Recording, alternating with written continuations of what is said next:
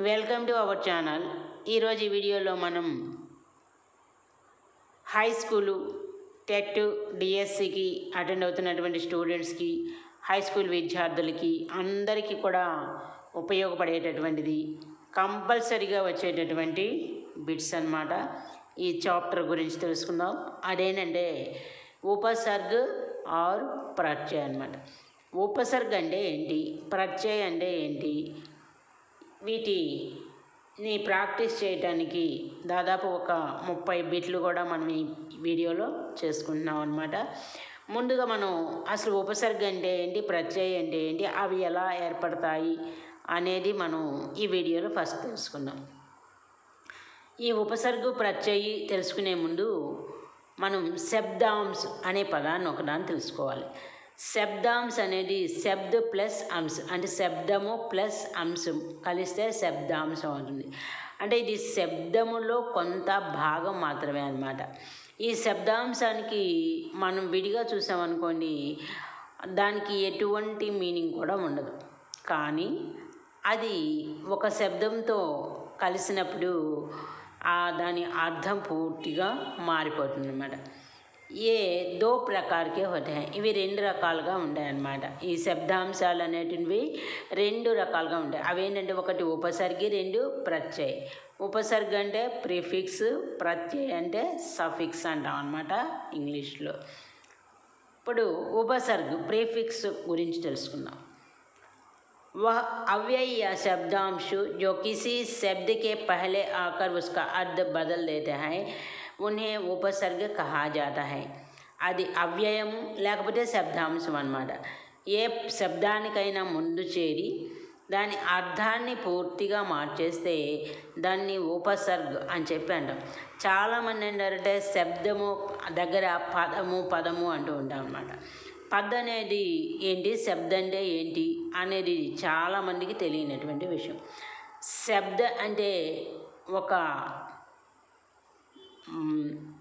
Word అన్నమాట. ఆ word ఏంటంటే అది సింగిల్గా ఉన్నప్పుడు దాన్ని శబ్దము అంటాం. అలాగే కొన్ని శబ్దాలు కలిస్తే వాక్యం అవుతుందన్నమాట. అది వాక్యంలో చేరినప్పుడు దాన్ని పదాలు అంటాం. విడిగా ఒక్కటిగా ఉంటేనే శబ్దం అవుతుంది. అది వాక్యంలో చేరి అది వాక్యంలో చేరినప్పుడు దాన్ని పదము అంటాం అన్నమాట, అదే శబ్దాన్ని.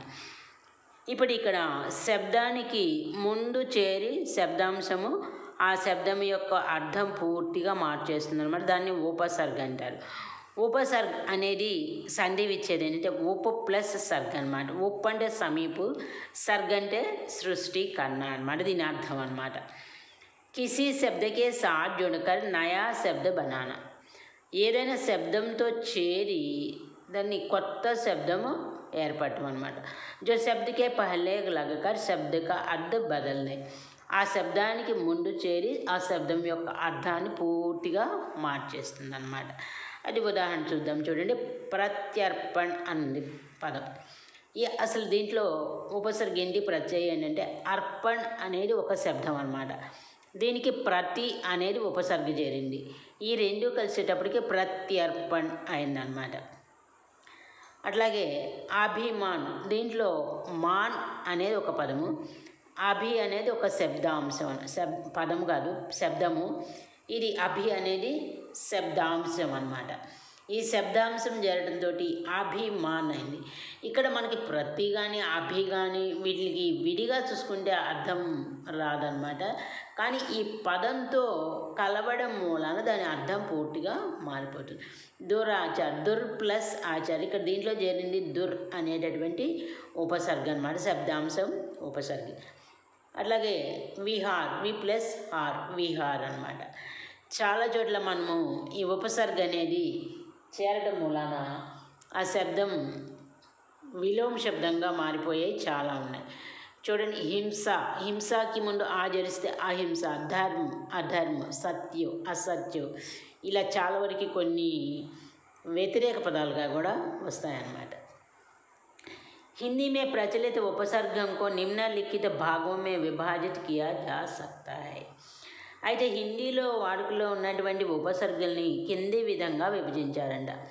ఏంటంటే, ఒకటి సంస్కృతికే ఉపసర్గ, 2 హిందీకే ఉపసర్గ.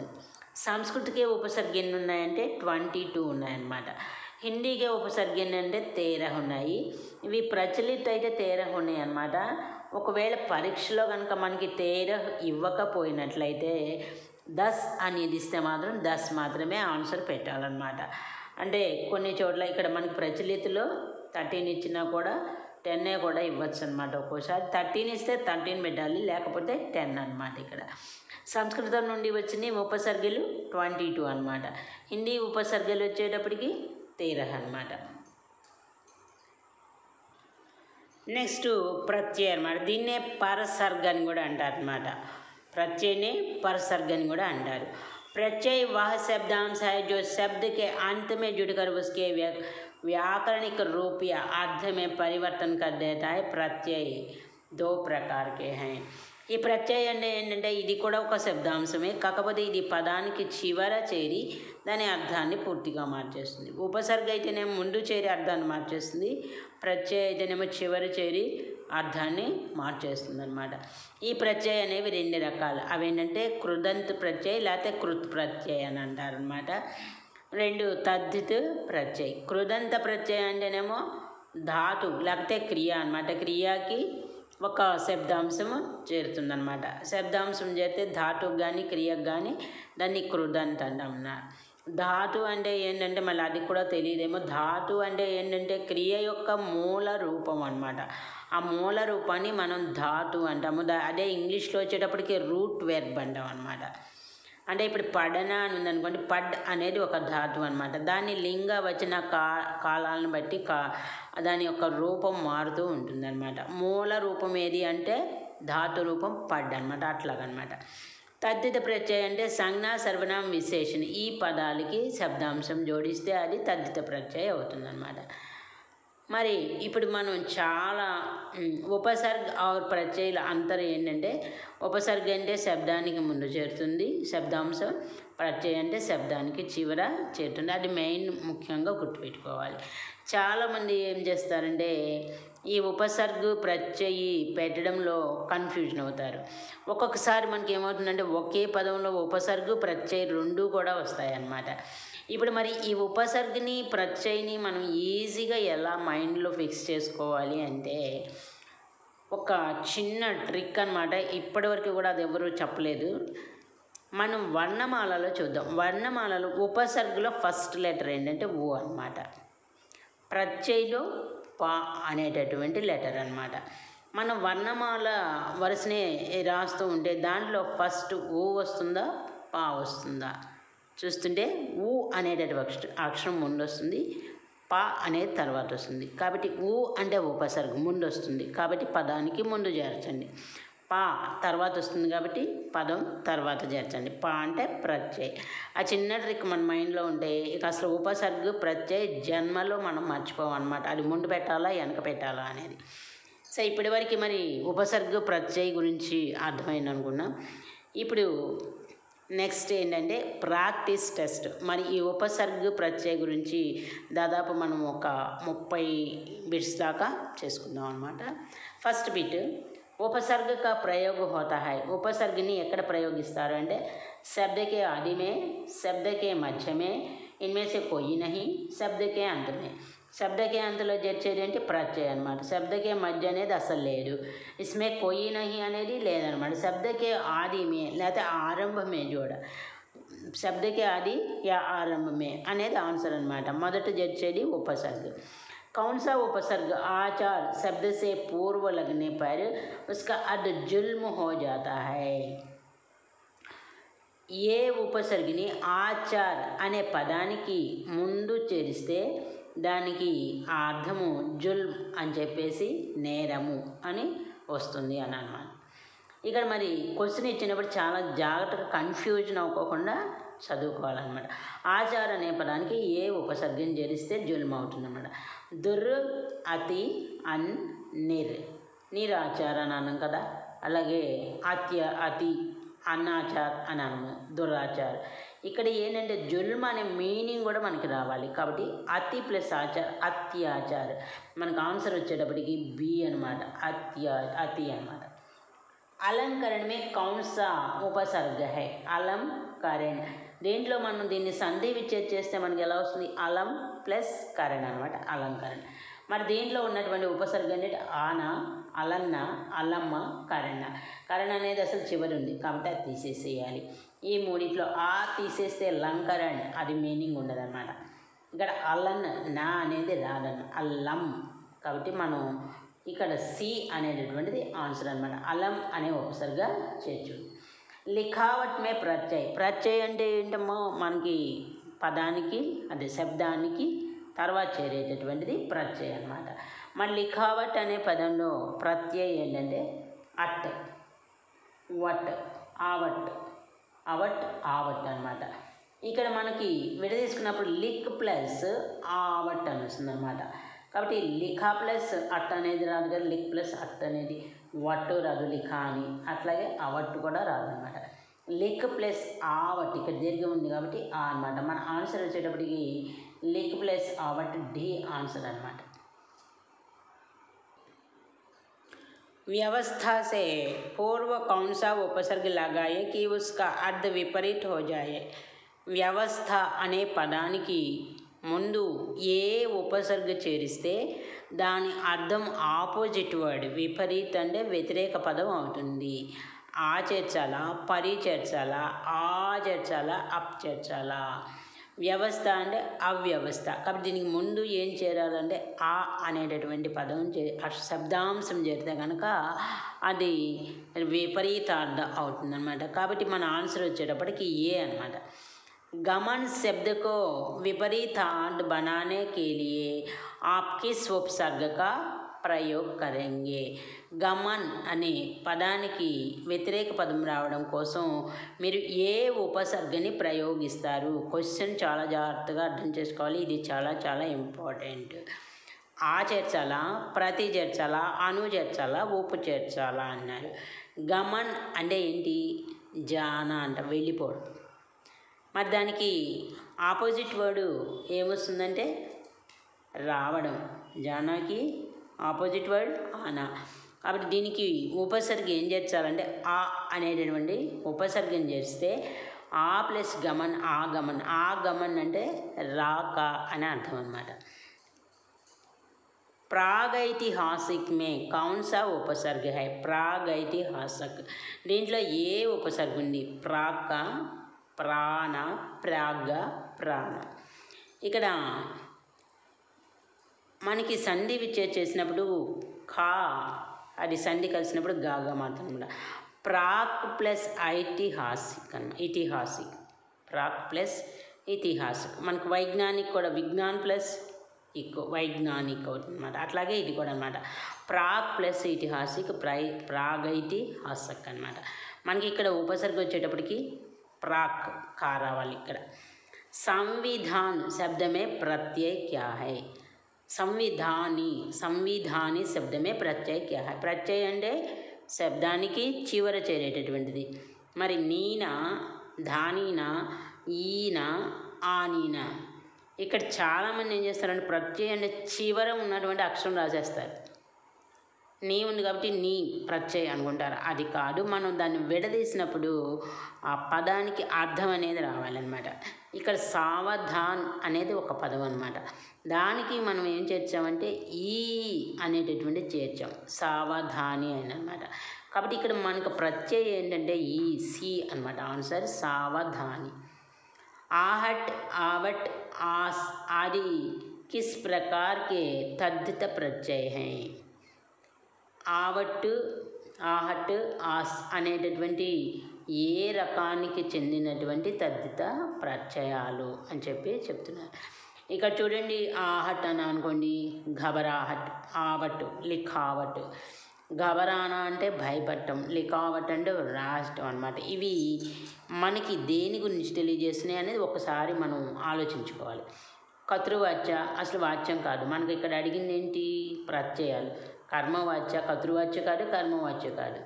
ఇక్కడ మళ్ళీ ఇంకోటి ఏంటి? సంబంధవాచక అన్నారు, అవి కారకులు అనమాట. అది కాదు, మనకి ఏంటంటే భావవాచక సంజ్ఞ అనమాట. ఇవి భావవాచక సంజ్ఞాలకి ఆహట్టు, ఆవట్, ఆస్ అనేటటువంటి జరుగుతాయి అనమాట. ఇవి తద్ధిత ప్రత్యయాలను భావవాచక సంజ్ఞ.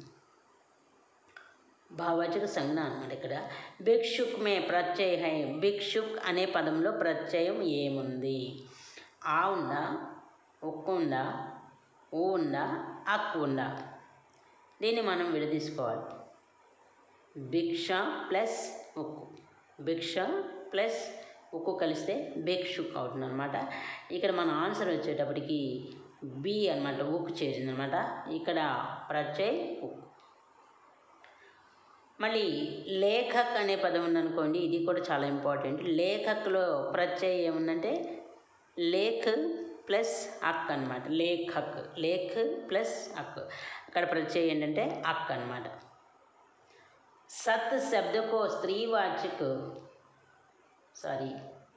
सुत शब्द को स्त्रीवाचक बनाने के लिए किस प्रत्यय का प्रयोग किया जाएगा? సుత్ అనే పదానికి, సుత్ అంటే అర్థం ఏంటి? కొడుకు అనమాట. దాన్ని స్త్రీవాచకం తయారు చేయాలంటే ఏ ప్రత్యయాన్ని ఉపయోగించాలి?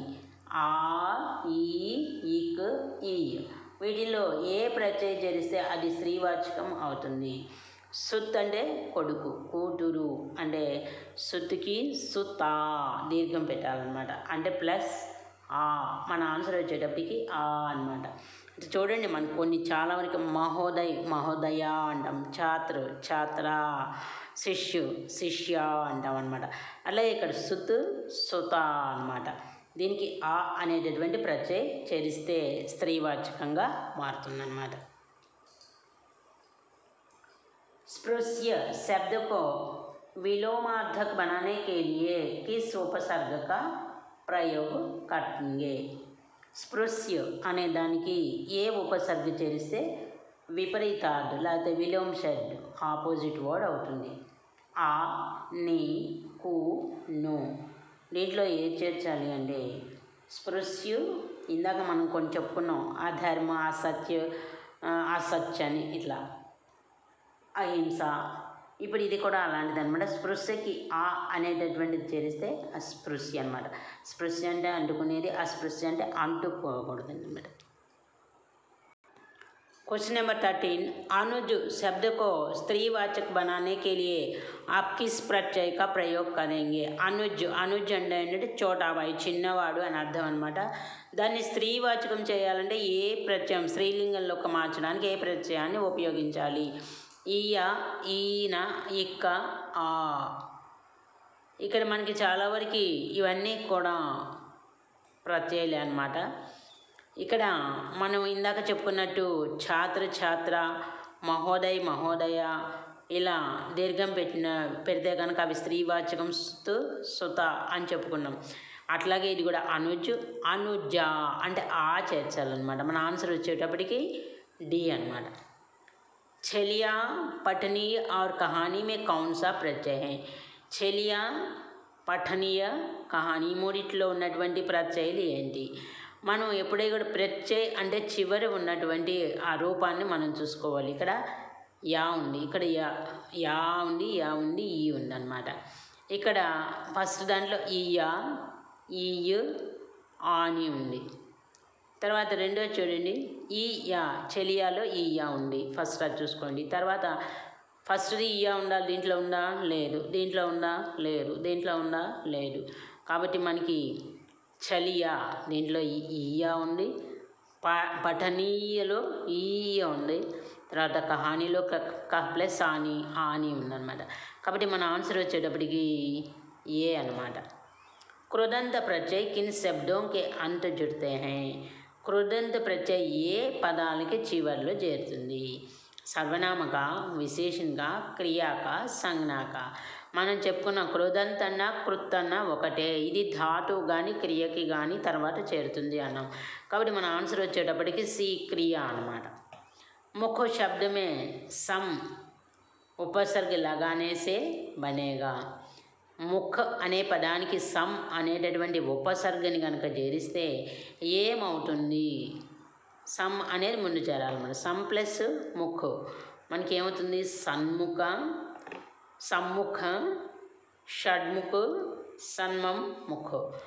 కాబట్టి మనకి ఇక్కడ ఈ సమ్ అనేది దీంట్లో కలిసిపోతుంది అన్నమాట. మా వత్తు రెండు మాలు ఎక్కడ ఉన్నాయంటే సమ్ముఖ అనమాట. బి ఆన్సర్ వచ్చేటప్పటికి.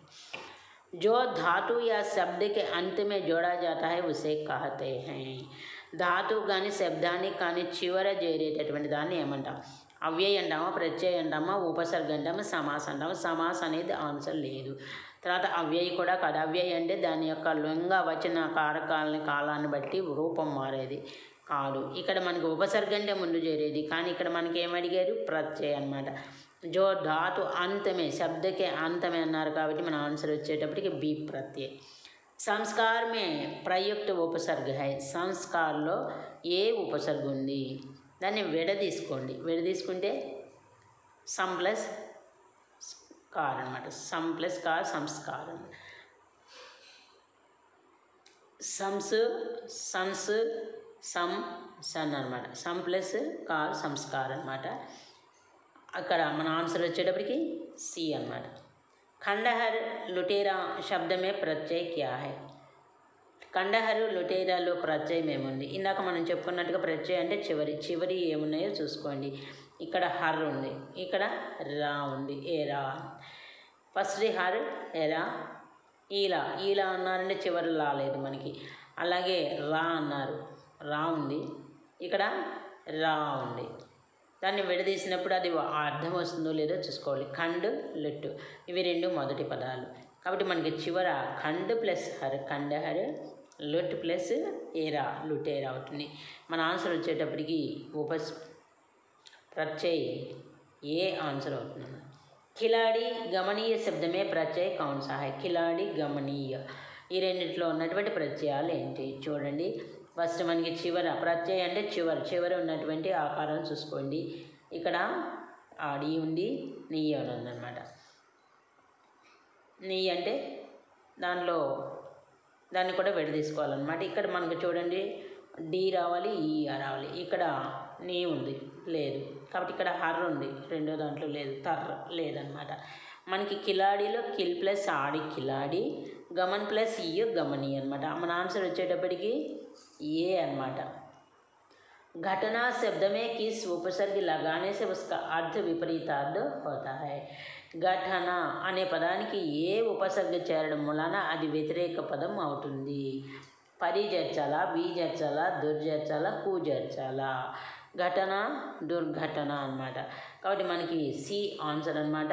దుర్ అనేటటువంటి ప్రత్యయాన్ని ఉపసర్గని చేర్చాలి. నెక్స్ట్ క్వశ్చన్, పురోహిత్ మే ఉపసర్గ క్యా హై? పురా, పురస్, పురహ, పుర్ర. దీంట్లో ఉపసర్గ ఏంటంటే పురహ అనమాట. పురహ ప్లస్ ఇట్ పురోహిత్ అనమాట. చిరాయు మే ప్రయుక్త ఉపసర్గ క్యా హై? చిరాయులో ఉపసర్గ ఏముంది? చీనా, చిర్రా, ఆయున, యూన. ఆయు అనేది చివరి వచ్చింది, యు అనేది చివరిది కాబట్టి ఇవి రెండు కాదు. మనకి మొదట వచ్చిన అక్షరాలు ఏంటంటే చి, చిర్.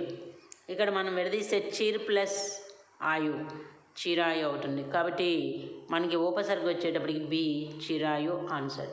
जो प्रत्यय संज्ञा सर्वनाम और विशेषण में जुड़कर नया शब्द बनाते हैं उसे कौन सा प्रत्यय कहते हैं? ఏ ప్రత్యయం అయితే సంజ్ఞా సర్వనామ విశేషణకి చేరి వాటి యొక్క అర్థాన్ని మార్చేస్తుందో ఆ ప్రత్యయాన్ని ఏమంటాము అంటే కృత్ ప్రత్యయ, తద్దిత ప్రత్యయ, కృత్ ఔర్ తద్దిత ప్రత్యయ, కోయి నహి. రెండు ఒకటే ఉంటుందన్నమాట, మూడోది లేదు. తర్వాత కోయి నహి లేదు.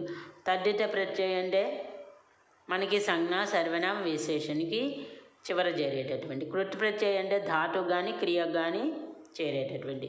కాబట్టి ఇక్కడ మనకి ఇచ్చిన దానికి ఆన్సర్ ఏంటంటే బి అన్నమాట, తద్దిత ప్రత్యయం. నిర్వాహమే ప్రయుక్త ఉపసర్గ. నిహ్, నిర్, ని, నిరి. దీనిలో నిర్ అనేది ఉపసర్గ అనమాట. निम्नलिखित में से कौन सा पद वया प्रत्यय लगाने से बना है? रवैया, दटैया, खवैया, వచయ్య. దీంట్లో వయ అనేటటువంటి శబ్దం చేరి వచ్చినటువంటి పదం ఏంటంటే ఖవయ్య అన్నమాట. ఖ ప్లస్ వయ. ప్రఖ్యాత మే ప్రయుక్త ఉపసర్గ హై. ఇక్కడ ప్రఖ్యాతిలో ఉన్నటువంటి ఉపసర్గ ఏంటంటే ప్రఖ్, తాన, ప్రాణ, ఆత. ఇక్కడ ఉపసర్గ అన్నారు కాబట్టి ఆత్ చివరిలో ఉండే అది కాదు. ప్రక్క, ఈ తా కూడా కాదు, ప్రాణ. ఈ రెండిట్లో మనం దాదాపు మనకి ఎగ్జామ్లో ఏంటంటే కన్ఫ్యూజన్ 2 ఆన్సర్ల మధ్యనే ఉంటుందన్నమాట. 2 అసలు డెఫినెట్గా కాదు అని తెలిసిపోతూ ఉంటుంది. అది మీరు జాగ్రత్తగా పరిశీలించుకోవాలన్నమాట. ప్ర ప్లస్ ఖ్యాత్ అయితే ప్రఖ్యాత్ అవుతుంది. కాబట్టి మన ఉపసర్గ ఏంటంటే సి ఆన్సర్ అనమాట. విచార్ మే ఇక్ ప్రత్యయ జోడ్నే సే కౌన్ సా నయా శబ్ద బనేగా. విచార్లో ఇక్ అనేటటువంటి ప్రత్యయం చేర్చటం మూలాన ఏ శబ్దం అవుతుంది? వైచారిక్, విచారిక్, విచౌరిక్, వైచారిక్. వి ప్లస్ విచార్ ప్లస్ ఇక్ కలిపితే వైచారిక్ అవుతుంది అనమాట. ఆన్సర్ వచ్చి డి అనమాట. అప్ ఉపసర్గ్ నహీ హై. దీంట్లో ఏ పదాల్లో అప్ అనేటటువంటి ఉపసర్గ లేదు అన్నారు. క్వశ్చన్ చూసుకోండి. అంటే అప్ అనే పదం ముందు రాకూడదు. చూడండి, అప్ ప్లస్ అప్ ప్లస్ శబ్ద, అప్ ప్లస్ మాన్, అప్ నా, ఆ ప్లస్ అప్ ప్లస్ నా అంటే నాకి అర్థం లేదనమాట. కాబట్టి మన శబ్దం ఏంటంటే ఉపసర్గ లేనిది డి ఆన్సర్ అనమాట. कौन सा प्रत्यय लगाने से मधुर विशेषण भाववाचक संज्ञा में बदलता है? ఏ ప్రత్యయం చేర్చడం మూలన మధుర్ అనేటటువంటి విశేషణము భావవాచక సంజ్ఞగా అవుతుందన్నమాట. త్వాన, తాన, తమ్మ, పన్న. తా చేరాలి. మధుర్ అంటే మధురత అనేది విశేషణం అవుతుందన్నమాట. కాబట్టి ఇక్కడ మనం తా అనేటటువంటి ప్రత్యయాన్ని చేర్చడం మూలాన అది భావవాచక సంజ్ఞ అవుతుంది. ఆన్సర్ వచ్చేటప్పటికి బి అన్నమాట. Thank you all of you. చాలామంది ఏం చేస్తున్నారంటే మన వీడియోలు ప్లేలిస్ట్లో చూడండి, చూసి దాంట్లో లేకపోతే అడగండి. అవి చూడకుండానే నాకు ఆ వీడియో చేయండి, ఈ వీడియో చేయండి అని అంటున్నారు. మనకి డిస్క్రిప్షన్లో టెట్ డిఎస్సి హిందీ అని ఉండే ఒక ప్లేలిస్ట్. ఆ ప్లేలిస్ట్లో ఉన్నటువంటి వీడియోస్ అన్నీ చూడండి, చాలా వరకే ఉన్నాయి. అవి చూడకుండానే మళ్ళీ అది చేయండి, ఇది చేయండి అని అడుగుతున్నారు. ఆ ప్లేలిస్ట్ లింక్లో చూసుకోండి. ఇంకా కావాలనుకుంటే హిందీ లెటర్స్ అని కూడా ఉంది. దాంట్లో అయితే స్కూల్ కంటెంట్ సబ్జెక్ట్ లెసన్స్ కూడా ఉన్నాయన్నమాట. మీకు కావాల్సిన దాంట్లో చూసుకొని లేనప్పుడు మీరు కామెంట్ చేస్తే బాగుంటుందని నా ఉద్దేశము. సరే, ఏదేమైనా ఈ వీడియో కనుక నచ్చితే లైక్ చేయండి, షేర్ చేయండి. అలాగే మీ ఫ్రెండ్స్కి కూడా దీన్ని తెలియజేయండి. వాళ్ళు కూడా బెనిఫిట్ పొందుతారు మీతో పాటు. ఎగ్జామ్లో ఎవరి అదృష్టం ఎలా ఉంటుందో ఎవరని చెప్పలేదన్నమాట. కాబట్టి ఆల్ ది బెస్ట్ అందరికీ. Thank you all of you.